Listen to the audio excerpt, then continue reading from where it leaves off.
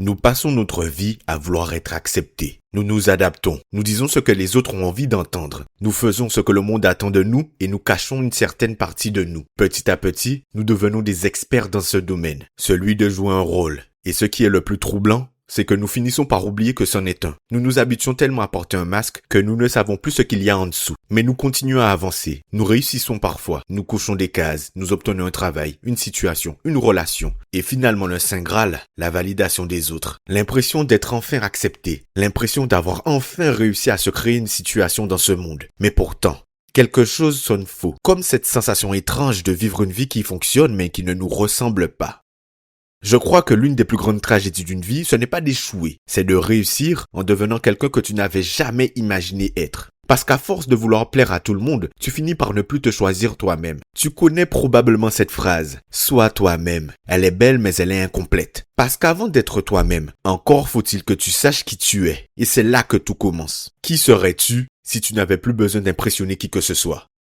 Qui serais-tu si tu n'avais plus peur d'être jugé?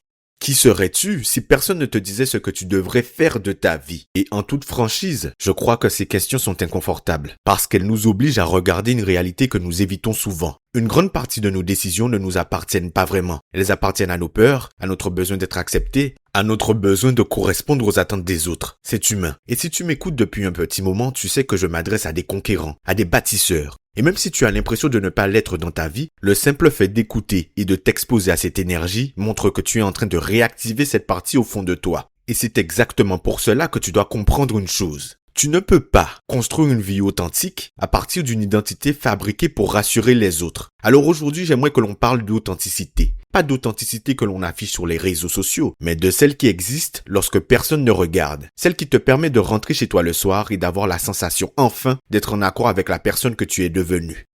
Je pense que nous serons tous d'accord sur une chose. Nous ne naissons pas avec des masques, nous les fabriquons petit à petit. Lorsque nous comprenons que certains comportements nous valent de l'amour et que d'autres nous valent du rejet, nous nous adaptons. Nous apprenons à faire plaisir, à ne pas déranger, à dire oui lorsque nous avons envie de dire non. Nous nous forçons à sourire lorsque nous avons envie de pleurer, à cacher nos ambitions pour ne pas intimider, à cacher nos blessures pour ne pas paraître faibles. Et sans nous rendre compte, nous construisons un personnage qui fonctionne mais qui ne nous ressemble pas. Le plus dangereux, c'est que ce personnage finit par obtenir ce que nous cherchions, de l'approbation, de la reconnaissance, de l'amour. Alors nous continuons à le nourrir, parce que ce qui nous effraie au plus profond de nous, c'est qu'en abandonnant ce personnage, plus personne ne nous accepte. Mais laisse-moi te poser une question. À quoi bon être aimé si ce n'est même pas toi que les gens aiment? À quoi bon recevoir des compliments si ces compliments sont adressés à un personnage que tu as créé pour rassurer les autres? Je crois que c'est ici que naît ce vide intérieur, parce qu'au fond tu le sais. Tu sais que tu joues un rôle et que plus ce rôle dure, plus tu t'éloignes de toi-même. Je vais te dire quelque chose qui m'a profondément marqué. L'authenticité demande du courage.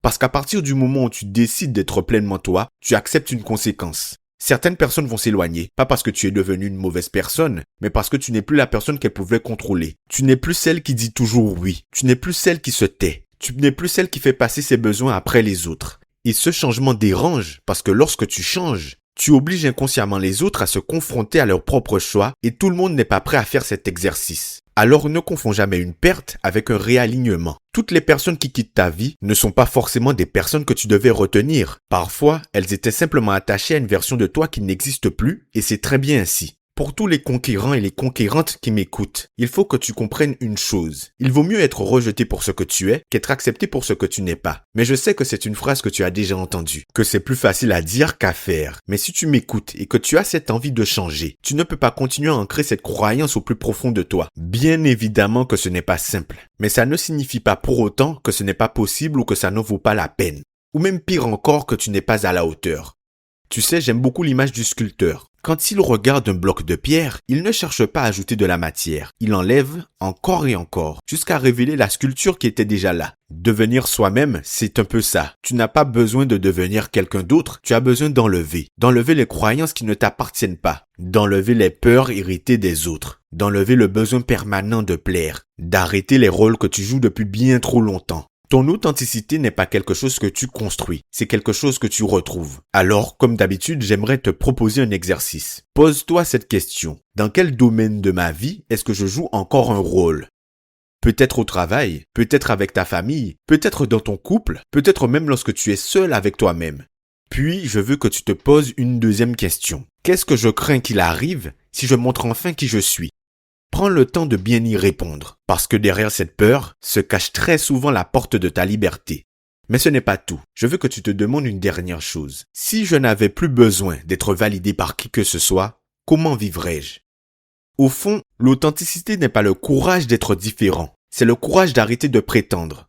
Je crois que c'est là que commence la véritable paix. Le jour où tu n'as plus besoin de convaincre, plus besoin d'impressionner, plus besoin de porter un masque, tu te contentes d'avancer, de construire, d'aimer, de décider. Non plus pour être accepté, mais parce que pour la première fois de ta vie, tu es enfin en accord avec la personne que tu regardes dans le miroir. Et crois-moi, il n'existe pas plus grande réussite que celle-là. Merci d'avoir écouté cet épisode du Mindset Show. Si cet épisode t'a plu et que tu veux continuer à suivre l'aventure, abonne-toi au podcast et laisse une note de 5 étoiles, c'est très important pour moi pour la suite de l'histoire. C'était Jordan pour vous servir. Comme d'habitude, on se dit à demain 6h du matin pour le prochain épisode. Salut!